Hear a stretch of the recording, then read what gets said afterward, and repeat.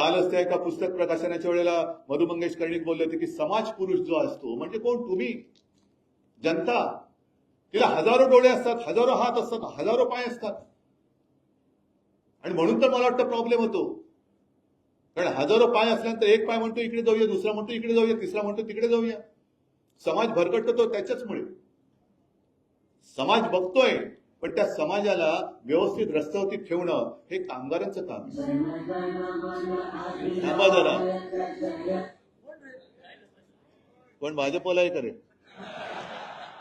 आणि उद्या परत बातमी येणार, मध्येच राष्ट्रगीत सुरू झालं. जरा बघा, कोण नको तिकडे बोटं घालू नका.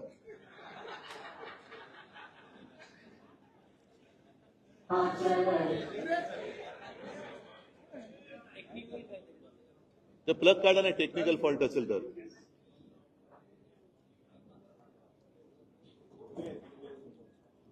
तर अगदी स्वातंत्र्य लढा असेल किंवा संयुक्त महाराष्ट्राचा लढा असेल, ज्या वेळेला गिरणी कामगार आणि कामगार रस्त्यावरती उतरला तेव्हा त्या चळवळीला एक काहीतरी मूर्त स्वरूप आला आणि तेव्हा तो लढा हा यशस्वी होऊ शकला. हे कामगारांचं, मी नाही म्हटलं तरी, एक शौर्य आहे.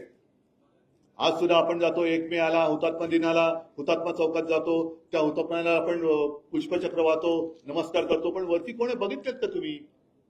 शेतकरी आणि कामगार हे दोन्ही आपल्या, आता जो शब्द होता ना भाग्य विधाते, आपल्या राष्ट्रगीतातला जो शब्द आहे भाग्य विधाता, तो भाग्य विधाता आपल्या देशाचा कामगार आणि शेतकरी आहे. मी म्हणेन कदाचित वेळेवरती त्यांनी ते वाक्य ऐकवलं मला.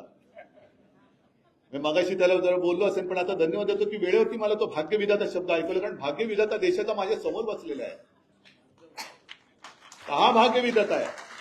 तुमचं भाग्य, देशाचं भाग्य ठरवणारे तुम्ही लोक आहात. तुमचं भाग्य ठरवणारे राजकारणी नाहीयेत.